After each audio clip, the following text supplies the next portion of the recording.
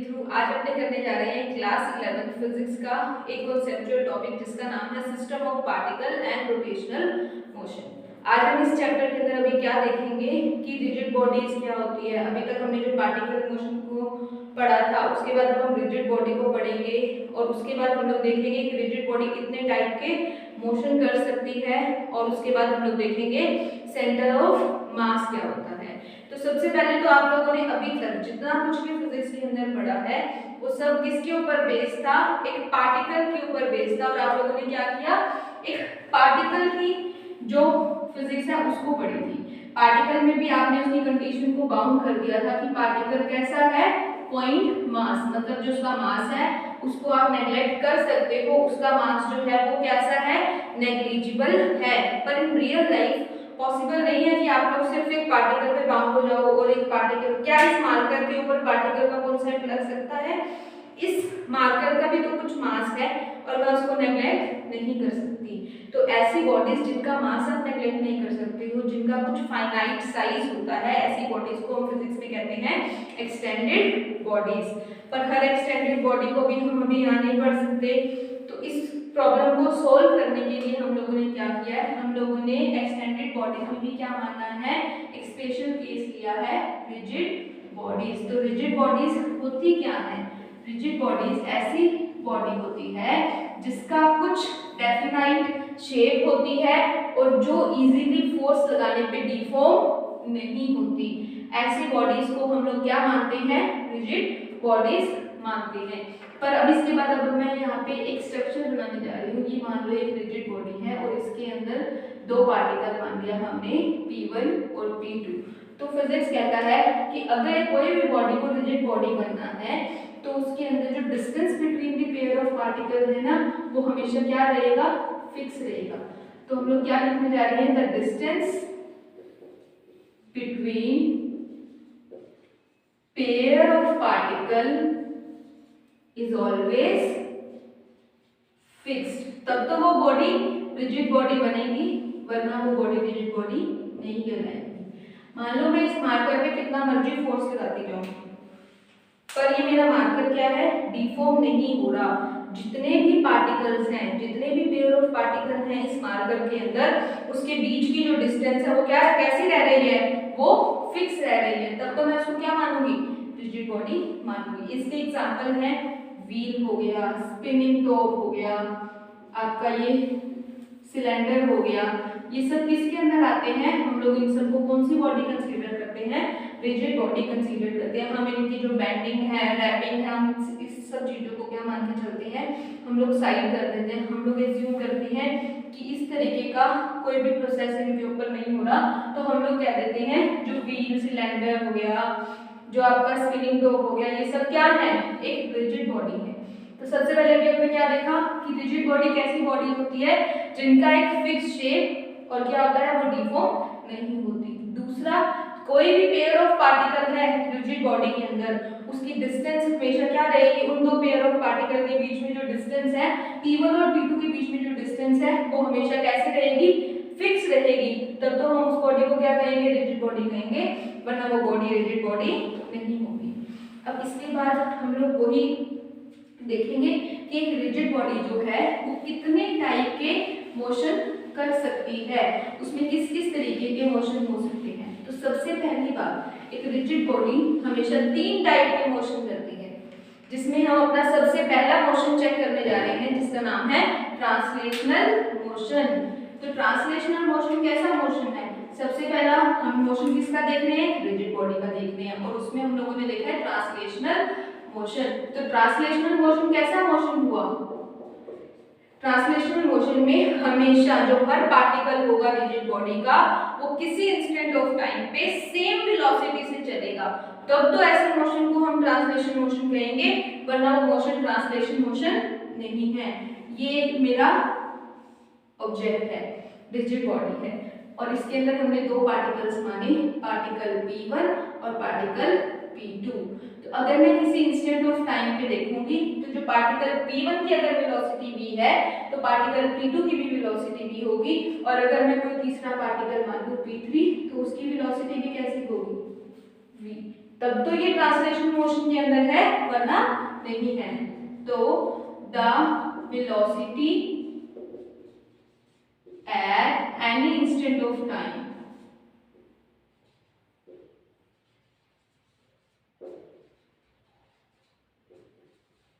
is always same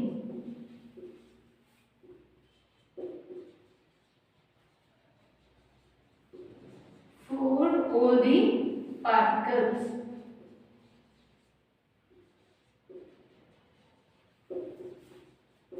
under such kind of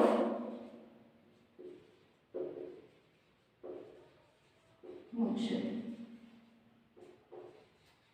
हम लोगों ने क्या देखा, ट्रांसलेशन मोशन, अगर कोई बॉडी ट्रांसलेशन मोशन के अंदर होगी तो किसी इंस्टेंट ऑफ टाइम पे जो हर पार्टिकल है उसकी वेलोसिटी क्या होगी, सेम होगी, तब तो वो ऑब्जेक्ट ट्रांसलेशन मोशन के अंदर है, वरना वो ऑब्जेक्ट ट्रांसलेशन मोशन के अंदर नहीं है।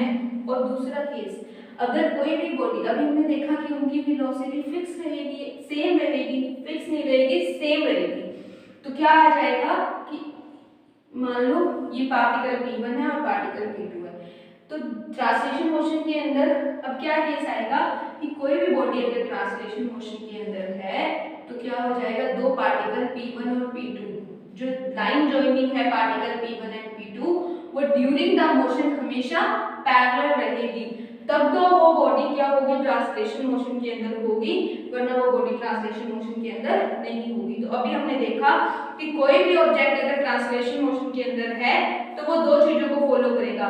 फर्स्ट ऑफ ऑल, जो जितनी भी पार्टिकल्स हैं उन सबकी वेलोसिटी किसी एक इंस्टेंट ऑफ टाइम पे क्या होगी, सेम होगी, और दूसरा जो लाइन जॉइनिंग है पार्टिकल्स को वो हमेशा मोशन के दौरान पैरेलल रहेगी, तब तो हम उसको कौन सा मोशन कहेंगे, ट्रांसलेशन मोशन कहेंगे, वरना हम उसको ट्रांसलेशन मोशन नहीं कहेंगे। अब हम बात आती है ट्रांसलेशनल मोशन कितने टाइप के हो सकते हैं। ट्रांसलेशन मोशन दो टाइप के होते हैं, curvilinear motion, curvilinear translation motion और रेक्टिलिनियर मोशन। नॉर्मली बच्चों को ये कंफ्यूजन रहती है ट्रांसलेशन मोशन और रेक्टिलिनियर मोशन सेम है, नहीं, ट्रांसलेशन जो रेक्टिलिनियर मोशन है वो ट्रांसलेशन मोशन का एक स्पेशल केस है। तो हम लोग देखते हैं, मान लो मेरा ये जो ऑब्जेक्ट है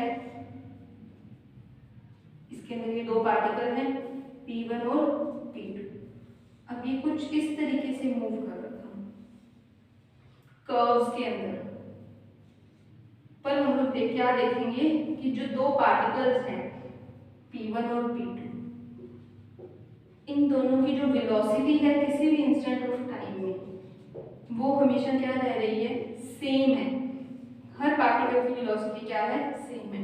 इन्होंने मोशन कैसा, एक कर्व लिया, पर कर्व के अंदर इन्होंने कौन सा मोशन लिया, ट्रांसलेशनल मोशन, तो ऐसे मोशन को कौन सा कह देंगे, कर्वीलिनियर ट्रांसलेशनल मोशन। पर यही अगर एक ये स्ट्रेट लाइन के अंदर जाता, अगर ये जो ऑब्जेक्ट है P1 और P2 वाला, ये क्या करता, एक स्ट्रेट लाइन के अंदर एक स्ट्रेट मोशन देता, तब हम इस मोशन को कौन सा मोशन कह देते, तब ये मोशन बन जाता रेक्टिलिनियर ट्रांसलेशनल मोशन। तो अब आई होप आप सबको ये बात क्लियर होगी कि जो ट्रांसलेशन मोशन है वो दो टाइप के होते हैं, एक होता है कर्वीलिनियर ट्रांसलेशनल और एक होता है रेक्टिलिनियर। कर्वीलिनियर ट्रांसलेशन में कर्वीलिनियर ट्रांसलेशन में होता क्या है, कर्वीलिनियर ट्रांसलेशन में जो मोशन, जो पाथ ऑफ द जो ट्रेजेक्टरी होती है ना ऑब्जेक्ट पार्टिकल की, पार्टिकल की नहीं सॉरी सिस्टम ऑफ पार्टिकल की, वो क्या होती है, कर्व के फॉर्म में होती है, तब हम उसको कौन सा मोशन कह देते हैं, कर्वीलिनियर ट्रांसलेशन मोशन कह देते हैं। पर अगर उसकी पार्टिकल की जो ट्रेजेक्टरी है, जो पाथ है जो वो फॉलो करेगा, अगर वो क्या हो, एक स्ट्रेट लाइन, वो लीनियर हो, तो हम उसको कौन सा मोशन कह देते हैं, रेक्टिलिनियर ट्रांसलेशनल मोशन। अब ये हम लोगों ने क्या देखा कि हमने अभी तक जो पढ़ा वो क्या पढ़ा था, ट्रांसलेशनल मोशन पढ़ा। अब हम इसके बाद देखेंगे सेकंड टाइप ऑफ मोशन। मान लो अगर मैं एक वेज मानूं और वो उसको मैं क्या करती हूँ, एक इंक्लाइंड प्लेन के ऊपर से, ये मान लो मेरा एक इंक्लाइंड प्लेन है और मैंने क्या किया, इस इंक्लाइंड प्लेन के ऊपर ये जो वेज है, ये डस्टर ही मान लो मैंने इस डस्टर को छोड़ दिया और बाउंड कर दिया, ये डस्टर साइडवेज मोशन नहीं करेगा, डस्टर क्या करेगा, सीधा सीधा नीचे आएगा। तो इस केस में आप लोग देखेंगे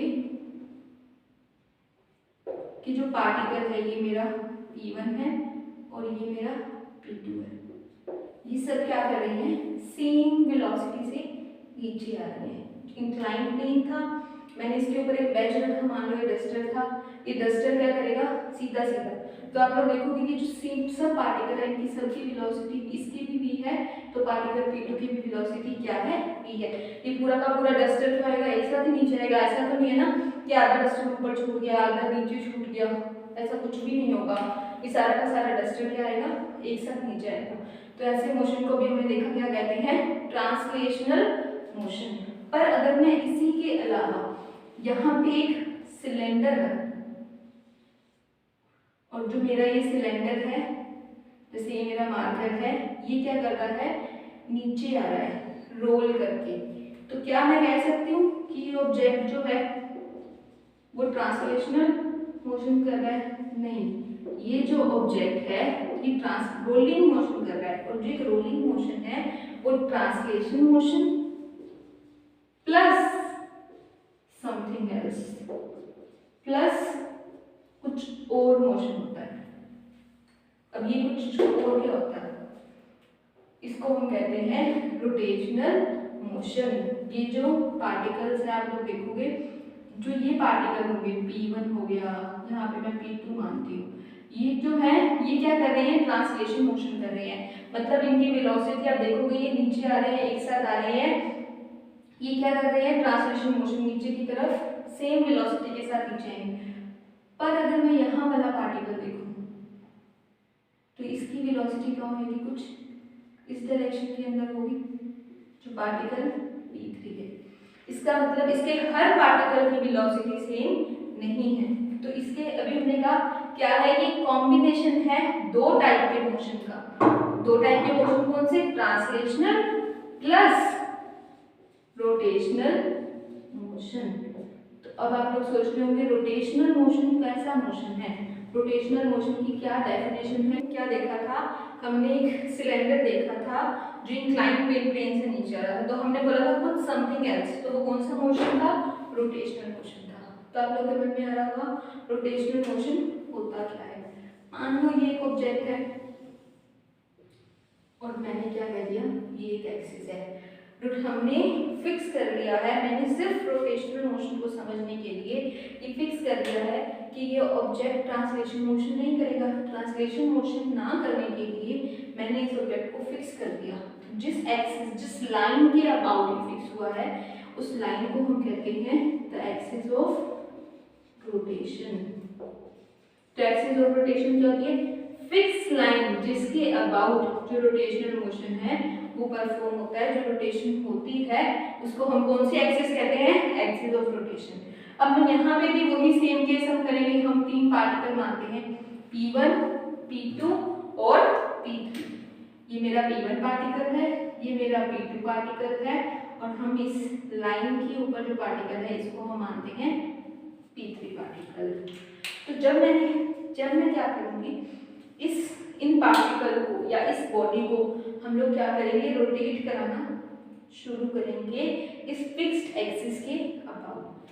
तब हम लोग क्या देखेंगे कि जो हर एक पार्टिकल होता है वो क्या करता है, सर्कुलर मोशन करता है इस फिक्स एक्सिस के अबाउट, और जो एक्सिस है उस पे जो पॉइंट है वो इसका क्या होगा, सेंटर होगा। तो हम लोग ने ये हमने ट्रांसलेशन मोशन के अंदर देखा था कि हर जो पार्टिकल है उसकी जो वेलोसिटी है किसी इंस्टेंट ऑफ टाइम में वो क्या रहती है, फिक्स रहती है। अब हम रोटेशन मोशन में क्या कह रहे हैं, पार्टिकल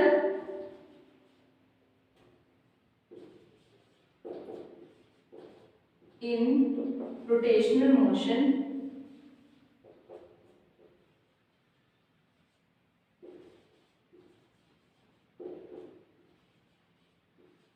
इज अंडर, या फिर बोलेंगे हम इज परफॉर्मिंग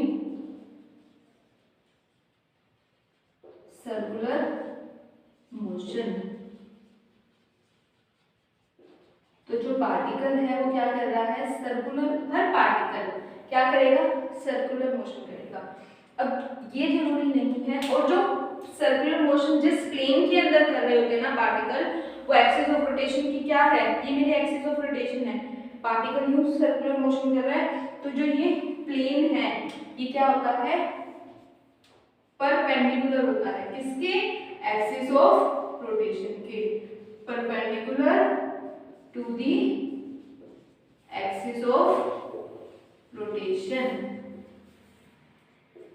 तो हम लोगों ने क्या देखा कि जो हर एक रोटेशन मोशन के अंदर क्या क्या कॉन्सेप्ट आते हैं।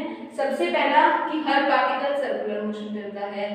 दूसरे नंबर की बात ये होती है जिस प्लेन के अंदर वो सर्कुलर मोशन कर रहा है वो क्या होती है, परपेंडिकुलर होती है, किसके, एक्सिस ऑफ रोटेशन की। तो मैं यहाँ पे क्या कह रही हूँ, ये बात जरूरी नहीं है कि हर पार्टिकल सेम प्लेन के अंदर क्या करेगा, सर्कुलर मोशन परफॉर्म करेगा, पर हर प्लेन क्या होगा, परपेंडिकुलर होगा एक्सिस ऑफ रोटेशन के। और हम अभी ये देख लेंगे कि जो रेडियस है, इसकी रेडियस r1 अलग है, इसकी रेडियस r2 अलग है, और जो p3 है, जितने भी पार्टिकल किसमें होंगे, एक्सिस ऑफ रोटेशन के अंदर होंगे, वो क्या कर रहे होंगे, वो कोई मोशन परफॉर्म नहीं कर रहे होंगे, नो मोशन, स्टेशनरी है ये पार्टिकल। जितने भी पार्टिकल एक्सिस ऑफ रोटेशन, मैंने अभी आपको क्या कहा कि हमें क्या करना है, हमें हमारी मोशन को बाउंड करना है। किस तरीके से बाउंड करना है, हमें हमारी मोशन को एक एक्सिस के ऊपर बाउंड करना है। तो एक्सिस तो फिक्स हो गया, अगर एक्सिस फिक्स है तो जितने पार्टिकल्स इस एक्सिस के ऊपर हैं वो भी क्या हो गए, फिक्स हो गए। तो आप लोगों ने अभी क्या देखा कि एक रोटेशन मोशन के अंदर पार्टिकल सर्कुलर मोशन के अंदर परफॉर्म करते हैं, पार्टिकल जो प्लेन है वो परपेंडिकुलर होता है एक्सिस ऑफ रोटेशन के लिए, प्लेन डिफरेंट होते हैं हर पार्टिकल के, पर जो पार्टिकल है वो क्या होंगे, परपेंडिकुलर होंगे, और जितने भी पार्टिकल एक्सिस ऑफ रोटेशन के ऊपर लाई करेंगे वो किसी मोशन के अंदर नहीं होंगे, वो फिक्स होंगे, वो स्टेशनरी होंगे। तो अभी तक आपने देखा था ट्रांसलेशन मोशन, अब आपने सेकंड टाइप ऑफ मोशन देखा है, कौन सा मोशन है, जो ट्रांसरोटेशनल मोशन है। और हमारा जो टॉपिक है वो सब किसके ऊपर घूमेगा, रोटेशन मोशन के ऊपर घूमेगा। अब ये बात जरूरी नहीं है कि हर रोटेशनल मोशन किसके ऊपर हो, उसके अंदर एक एक्सिस ही फिक्स हो। हम लोग, आप लोग अपने घर में देखते होंगे बच्चे जो है वो स्पिनिंग टॉप से खेलते हैं, और स्पिनिंग टॉप में क्या होता है, एक्सिस ऑफ जो रोटेशन होती है वो फिक्स नहीं होती। हम लोग मानते हैं, एक कंडीशन में बाउंड कर देते हैं कि जो पार्टिकल है वो जो इस पॉइंट ऑफ कांटेक्ट, जो उसका ये पॉइंट है वो इस पॉइंट पे क्या है, फिक्स है। मान लो मेरा ये एक, मैं क्या मानती हूँ, ये मेरा एक स्पिनिंग टॉप है, तो मैं ये कह रही हूँ कि जो मेरा स्पिनिंग टॉप है वो जो ग्राउंड है, जो पॉइंट ऑफ कांटेक्ट है ना ग्राउंड का, उसके साथ वो क्या है, फिक्स है। ये मेरा स्पिनिंग टॉप है, तो वो क्या कर रहा है, इस तरीके से स्पिनिंग कर रहा है। जो मेरा पॉइंट ऑफ कांटेक्ट है, जो स्पिनिंग टॉप का जो ये पॉइंट है वो क्या है, फिक्स है ग्राउंड के साथ, तो वो क्या करेगा, एक कोन फॉर्म कर देता है। क्या करता है, कोन फॉर्म कर देगा।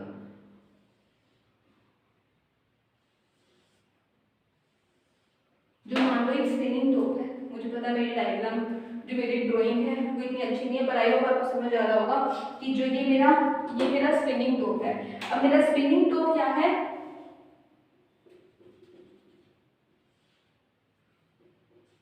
जो मेरा स्पिनिंग टॉप है ये उसका पॉइंट ऑफ कांटेक्ट है, किससे, ग्राउंड से। मतलब वो ग्राउंड के साथ एक फिक्स है, वो आगे पीछे मूव नहीं कर रहा है, वो जिस पोजीशन पे है ना वहीं वो क्या कर रहा है, घूम रहा है। तो ऐसा केस जिसके अंदर जो एक्सिस ऑफ रोटेशन है वो वर्टिकल के अबाउट मूव करती है, एक कोन फॉर्म करती है। जो मेरी एक्सिस ऑफ रोटेशन है वो यूं भी रोटेट कर रही है, और वो एक पॉइंट ऑफ कांटेक्ट के अंदर यहाँ वर्टिकल के अबाउट भी क्या कर रही है, रोटेट करते हैं। ऐसे मोशन को हम क्या कहते हैं, परसीशन।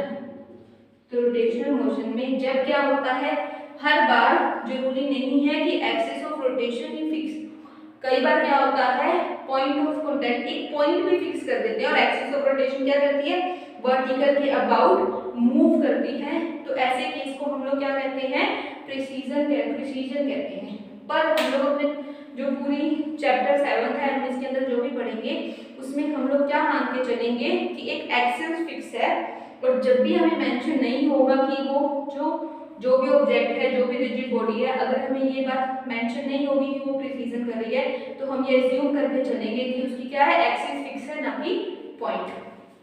आई होप मुझे आपको ये बात मेरी क्लियर होगी।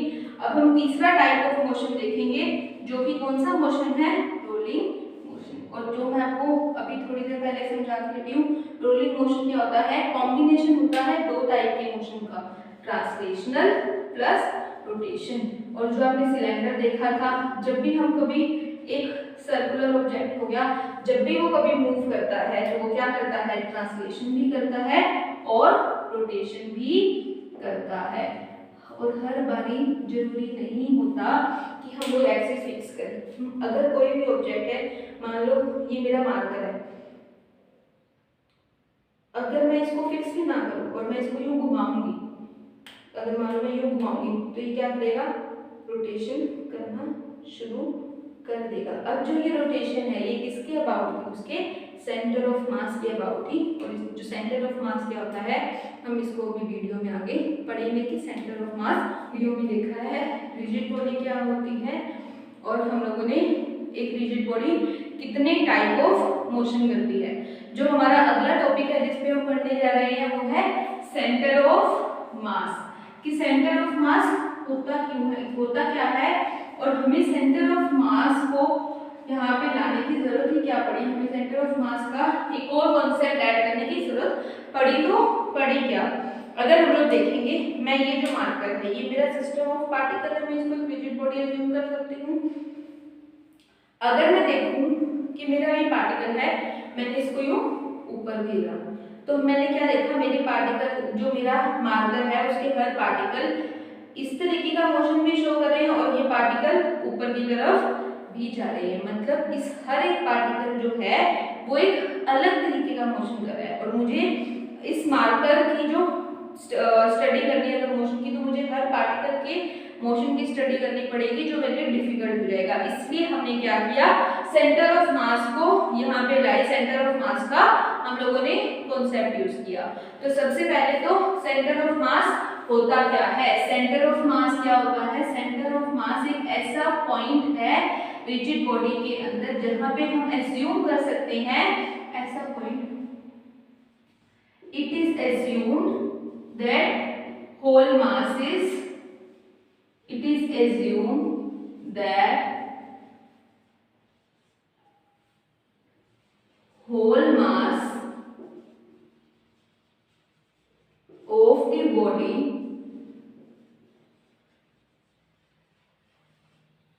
is concentrated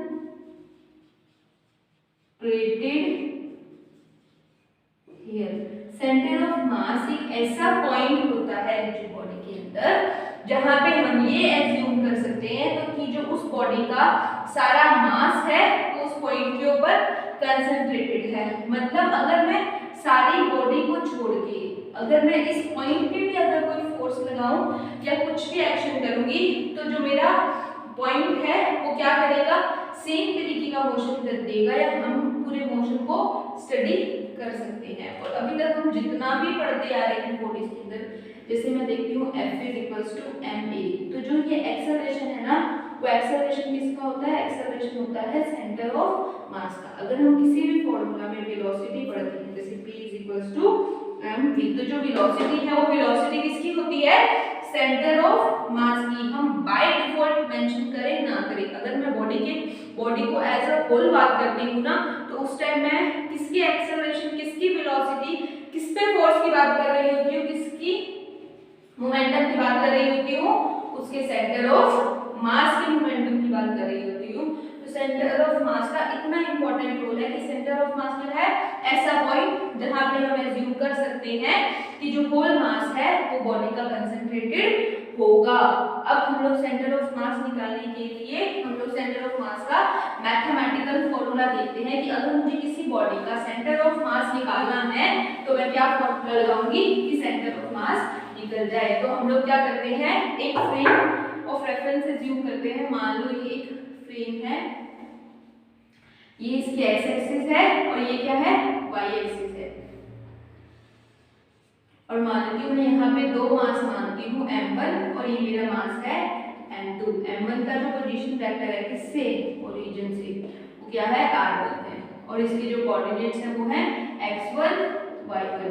और जो मेरा m2 है वो उसके जो पोजीशन वेक्टर है वो है r2 और उसके जो कोऑर्डिनेट्स हैं वो है x2 और y2। अगर मैं ऐसा यहाँ पे मानूँ ये मेरा क्या है, सेंटर ऑफ मास है, तो इसका मैं मान लेती हूँ पोजीशन वेक्टर गिवन है r से और इसके जो कोऑर्डिनेट्स हैं वो है कैपिटल x और कैपिटल y। तो अगर मुझे इसका सेंटर ऑफ मास का पोजीशन वेक्टर निकालना है r, तो मैं क्या करूँगी, m1 into r1 vector plus m2 into r2 vector upon में m1 प्लस m2। तो जो मेरा इस सेंटर ऑफ मास है इसका जो पोजीशन वेक्टर है वो हम कैसे देख सकते हैं, m1 r1 plus m2 r2 upon में m1 प्लस m2। अगर r1 और r2 एक वेक्टर क्वांटिटी है तो जो नया पोजीशन वेक्टर निकल के आएगा वो भी एक कैसी क्वांटिटी होगी, वेक्टर क्वांटिटी होगी। अब इसके बाद हमने यहाँ पे क्या देखा कि कोई भी सेंटर ऑफ मास, किसी भी बॉडी का सेंटर ऑफ मास निकालना है तो हमारे पास क्या होना जरूरी है, और हम किसी के विद रिस्पेक्ट टू निकालते हैं क्या, सेंटर ऑफ मास। अब अगर हम centre of mass r position vector है, अगर मैं उसका x कोऑर्डिनेट देखती हूँ तो x is given by m1 into x1 plus m2 into x2 upon में m1 प्लस m2। सिमिलरली जो y कोऑर्डिनेट है वो कैसे गिवन होगा, m1 into y1 plus m2 into y2 upon में m1 प्लस m2। तो जो मेरा पोजीशन वेक्टर है वो कैसे दिया जाता है, x is equal to m1 x1 plus m2 x2 upon में m1 plus m2। Similarly y is equal to m1 y1 plus m2 y2 upon में m1 प्लस m2। तो हम लोगों ने अभी क्या देखा कि हम लोगों ने क्या देखा कि जो हमारा सेंटर ऑफ मास है उसके पोजीशन वेक्टर हम कैसे देख सकते हैं, उसका x कोऑर्डिनेट कैसे निकाल सकते हैं, y कोऑर्डिनेट कैसे निकाल सकते हैं। अब हम इसी फॉर्मूला का यूज करते हुए हम लोग एक क्वेश्चन सोल्व करते हैं। हम लोग मान लेते हैं कि ये मेरा एक मास m1 है जिसका वेट 1 kg और ये मेरा एक मास m2 है जिसका वेट 2 kg है। m1 के पोजीशन वेक्टर गिवन है 1, 1 और m2 के पोजीशन वेक्टर गिवन है 2, 2। तो हम लोग क्या देखते हैं, हम लोग इस m1 और m2 मास का क्या निकालने की कोशिश करते हैं, सेंटर ऑफ मास निकालने की कोशिश करते हैं। हम लोग देखते हैं कि इसका जो सेंटर ऑफ मास है वो किस तरीके से हम लोग मैथमेटिकली इन फॉर्मूला का यूज करके निकाल सकते हैं। तो हम लोग यहाँ पे क्या देखेंगे, जो मेरा m1 है उसका जो x कोऑर्डिनेट है वो हम कैसे देख सकते हैं, m1 into x1 1, 1 plus m2 into x2 into x2 2, 2 4 upon में m1 प्लस m2। जो मेरा x कोऑर्डिनेट है वो कितना आ गया 5/3 और जो मेरा y कोऑर्डिनेट है वो कितना आएगा, y इज इक्वल टू यही सेम 1 प्लस 4 अपॉन में 3 इज इक्वल टू 5,3। तो मेरा जो क्या कहते हैं x कोऑर्डिनेट है और y कोऑर्डिनेट है, मैंने यहाँ पे कोई डायग्राम नहीं बनाया, मैंने सिर्फ फॉर्मूला लिखा, उसके x और y कोऑर्डिनेट्स लिखे हैं दोनों मासेस के, और मैंने सिर्फ आपको फॉर्मूला का यूज करके दिखाया है कि जो मेरा x और y कोऑर्डिनेट है वो क्या करेगा, एग्जैक्ट ये 5/3 पे आएगा और मतलब इसके जो कोऑर्डिनेट्स होंगे वो 5/3, 5/3 होंगे। अगर हम लोग इसी में टू पार्टिकल सिस्टम में थोड़ा सा हम लोग देखें, जैसे मुझे यहाँ पे तो सिर्फ एक मेंशन था कि इसकी कोऑर्डिनेट्स लिए हैं, इसकी कोऑर्डिनेट्स लिए हैं, पर अगर मान लो मुझे यहाँ पे ये गिवन हो, ये मेरा मास m1 है और ये मेरा मास m2 है और ये जो पॉइंट है इसकी जो डिस्टेंस है वो कितनी है, डिस्टेंस d है, इन दोनों के बीच की जो डिस्टेंस है वो d है। मुझे कुछ भी इनके कोऑर्डिनेट्स नहीं गिवन और मुझे ये बात बोल दी जाए कि मुझे इनका क्या निकालना है, सेंटर ऑफ मास निकालना है। तो मैंने अभी आपको क्या बताया था, हमें किसी ना किसी ओरिजिन के विद रिस्पेक्ट टू निकालना होता है। तो हम क्या करते हैं, हम खुद भी एज्यूम कर सकते हैं कि मेरे जो ये कोऑर्डिनेट है, मान लो मैंने m1 को ओरिजिन के ऊपर माना, तो ये क्या कोऑर्डिनेट्स हो गई 0, 0। तो m2 के जो कोऑर्डिनेट्स है वो हो जाएंगे d, 0। तो जो मेरा सेंटर ऑफ मास है उसके कोऑर्डिनेट्स क्या आ गए, अगर y कोऑर्डिनेट 0 है तो y पे तो कोई भी मास नहीं होगा, y कोऑर्डिनेट तो सीधा का सीधा क्या आ जाएगा, 0 ही आ जाएगा। x कोऑर्डिनेट क्या आएगा, ये हो गया m1 × 0 plus m2 × d upon में m1 प्लस m2। तो x1 मतलब इस ओरिजिन से जो सेंटर ऑफ मास है उसकी जो डिस्टेंस है वो कितनी होगी, m2d अपॉन में m1d। सिमिलरली अगर मैं क्या करूंगी, अगर मैं ओरिजिन किसको मानूं, अगर मैं m2 को ओरिजिन पे मानती हूँ 0, 0, तो ये मेरे जो m1 है इसके कोऑर्डिनेट हो गए -d, 0। यहाँ पे माइनस सिर्फ डायरेक्शन को शो कर रहा है कि वो ओरिजिन के लेफ्ट हैंड साइड में है, और पॉजिटिव शो करता है कि वो ओरिजिन के राइट हैंड साइड में है, उससे ऊपर माइनस का कोई रोल नहीं है। तो जो मेरा y, इसके अंदर जो x कोऑर्डिनेट आएगा, y तो दोनों केस में 0 है, क्योंकि हमें पता है अगर x कोऑर्डिनेट होगा, अगर वो x एक्सिस पे रखा है तो उसका सिर्फ x कोऑर्डिनेट आएगा, अगर वो x और y फ्रेम में रखा है तो उसका क्या आएगा, x और y दोनों कोऑर्डिनेट्स आएंगे, और अगर वो x y z तीनों फ्रेम के अंदर रखा है तो उस टाइम क्या आएगा, उसके तीनों कोऑर्डिनेट्स आएंगे। तो हम यहाँ पे देखते हैं जो मेरा x2 है, मतलब जो मेरे m2 मास से सेंटर ऑफ मास की दूरी है वो कितनी आएगी, वो आएगी m1 × d प्लस वही ये वाला कोऑर्डिनेट 0 अपॉन में m1 प्लस m2। तो हम लोगों ने देखा कि अगर मैं m1 को 0 मानती हूँ तो मेरी जो डिस्टेंस है वो क्या आएगी, m2d अपॉन में m1 प्लस m2। तो मेरी m1 से दूरी आ जाएगी। अगर मैं m2 को 0 मानती, 0, 0 ओरिजिन मानती हूँ तो मेरी जो दूरी है वो m2 मास से आ जाएगी, ठीक है। और जो ये वाला जो ये कॉन्सेप्ट है ये मोस्ट इंपॉर्टेंट कॉन्सेप्ट है, और हम लोग अपनी नेक्स्ट वीडियो में देखेंगे, इसके ऊपर बेस्ड क्वेश्चन भी करेंगे कि ये जो कॉन्सेप्ट, ये जो पॉइंट है जो भी मैं आपको अभी समझाऊंगी क्या, वो कैसे यूज आएगा। सबसे पहले तो ये कॉन्सेप्ट जो हम लोग देखेंगे तो यहाँ से ये निकल के आता है, जो m1 है इनटू उसकी जो दूरी है किससे, सेंटर ऑफ मास से, इक्वल का जो प्रोडक्ट है वो इक्वल होता है m2 मास इनटू उसकी जो दूरी है किससे, सेंटर ऑफ मास से। ये मोस्ट इंपॉर्टेंट कॉन्सेप्ट है, और हमारे बहुत सारे जो न्यूमेरिकल है वो इसी के बेसिस पे सॉल्व हो जाएंगे, और इसके बेसिस पे हमें कुछ जानने की जरूरत नहीं पड़ेगी और हम लोग उसका आंसर निकालेंगे, क्योंकि ऐसे बहुत सारे क्वेश्चन आते हैं। अगर मैं सेंटर ऑफ मास को इतना शिफ्ट कर दूं तो मेरा जो m2 मास है वो कितना शिफ्ट होना चाहिए, अगर मेरा सेंटर ऑफ मास अपनी पोजीशन पे रहे और मैंने m1 मास को शिफ्ट किया तो m2 कितना शिफ्ट होगा। ऐसे बहुत सारे क्वेश्चन होंगे और हम अपनी अगली वीडियो में क्वेश्चन को देखेंगे। सबसे पहले तो हम सिर्फ भी कॉन्सेप्ट्स देखने जा रहे हैं और उनसे रिलेटेड कुछ न्यूमेरिकल करके देखेंगे, कुछ न्यूमेरिकल्स हम अपनी अगली वीडियो के अंदर करेंगे। तो सबसे इंपॉर्टेंट कॉन्सेप्ट क्या, m1 × x1 = m2 × x2। इस चीज को आप वेरीफाई भी कर सकते हो। अगर मैं x1 की जगह m2 × d अपॉन में m1 प्लस d रख दूं तो वो बन जाएगा m1 m2 d अपॉन में m1 plus m2 d। Similarly अगर मैं x2 की जगह उसकी वैल्यू रख दूं तो वो भी क्या आएगा, m1 m2 × d अपॉन में m1 प्लस m2 d। तो हम लोगों ने ये दोनों कॉन्सेप्ट्स को अच्छी तरीके से चेक कर लिया है कि हम लोगों का जो ये जो हम लोगों ने यहाँ पे ये पॉइंट रखा है क्या, m1 × x1 = m2 × x2, ये हमारा वेरीफाई भी हो जाता है। अब हम लोग देखते हैं कि अगर मान लो यहाँ पे मैंने अभी आपको बोला हम सिर्फ अभी तक 2 पार्टिकल सिस्टम की बात कर रहे थे कि 2 पार्टिकल है, हमने जो न्यूमेरिकल किया वो भी हमने किस पे बेसिस पे किया, 2 पार्टिकल सिस्टम की बेसिस पे किया। पर अगर मान लो यहाँ पे क्या हो 3 पार्टिकल सिस्टम, मतलब वो x y z तीनों फ्रेम में रखा होगा, एक पार्टिकल यहाँ पड़ा, एक पार्टिकल यहाँ, एक पार्टिकल यहाँ, 3D फ्रेम में है, मतलब इनके तीनों कोऑर्डिनेट्स होंगे बोर्ड पे। 2D के अंदर 3D शो करना इतना पॉसिबल नहीं है, पर मैं कोशिश कर रही हूँ। ये मान लो ये मेरा m1 है, ये x1 y1 और z1 कोऑर्डिनेट्स है इसके, ये मेरा m2 है, इसके कोऑर्डिनेट है x2 y2 और z2। सिमिलरली ये मेरा m3 कोऑर्डिनेट है और ये है x3 y3 और z3।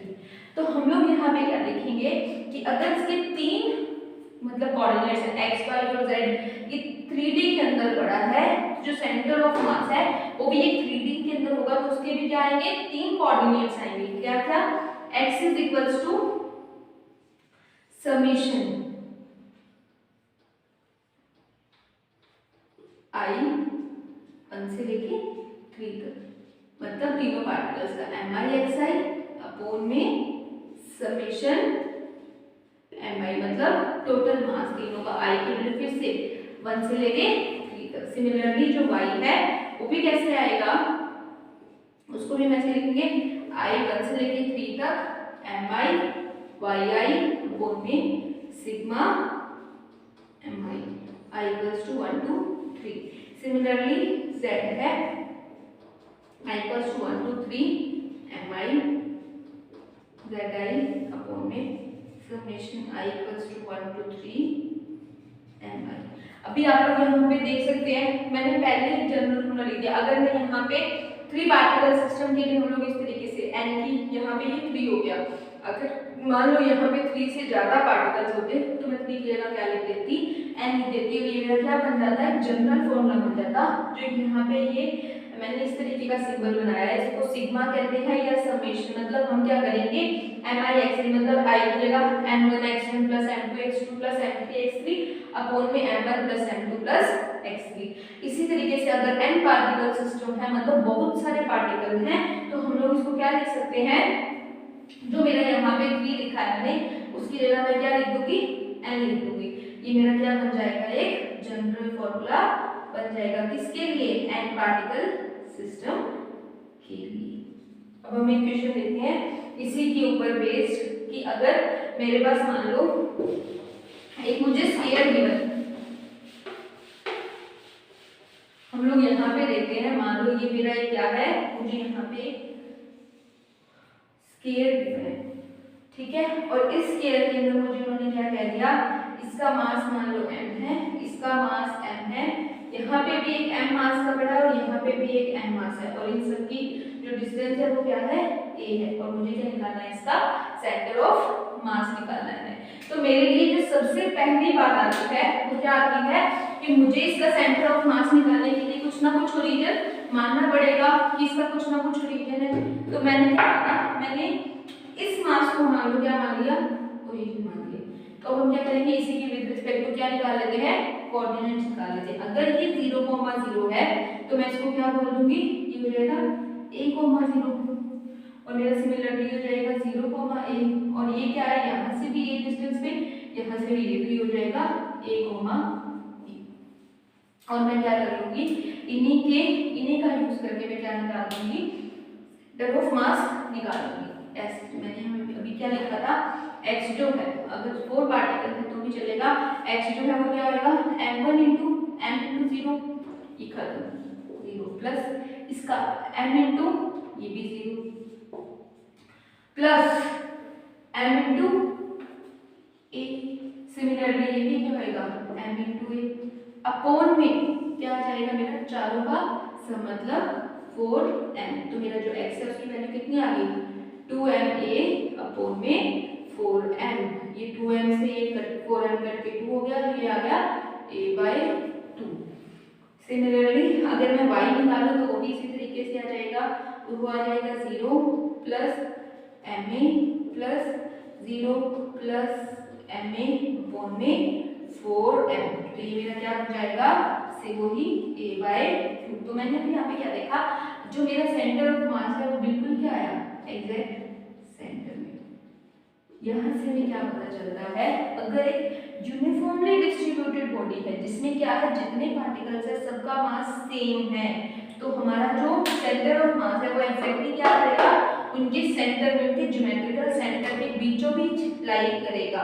पर अगर यही मैं क्या कह दूं, अगर मान लो ये जो ऊपर वाले मास है ये मैं 2m कर देती, तो क्या होता है, यहाँ पे 2m और ऊपर वाली साइड 4m, तो जो मेरा सेंटर ऑफ मास है वो कुछ शिफ्ट होके यहाँ पे शिफ्ट हो जाता। पर अभी इस क्वेश्चन में क्या था, चारों मास बराबर थे, जो हमारा सेंटर ऑफ मास है वो क्या आया, बिल्कुल सेंटर पे। तो यहाँ से हमें एक नया पॉइंट और देखने को मिलता है कि एक यूनिफॉर्मली डिस्ट्रीब्यूटेड सिस्टम में क्या होता है, यूनिफॉर्मली डिस्ट्रीब्यूटेड सिस्टम में जो सेंटर ऑफ मास है वो एग्जैक्टली क्या आता है, सेंटर के अंदर बीचों बीच आता है। जो उनका ज्योमेट्रिकल सेंटर है वही क्या होगा, उनका वही क्या होगा, सेंटर ऑफ मास होगा। ये हम एक ट्रायंगल के लिए भी देख सकते हैं और आगे बहुत सारी और चीजें हैं सबके अंदर देखेंगे। और हमारा जो अगली वीडियो होगी उसी के अंदर हम उस कॉन्सेप्ट पे क्वेश्चन करेंगे और हम लोग ये भी देखेंगे कि जो एक यूनिफॉर्मली डिस्ट्रीब्यूटेड सिस्टम होता है उसका सेंटर ऑफ मास कैसे निकालते हैं।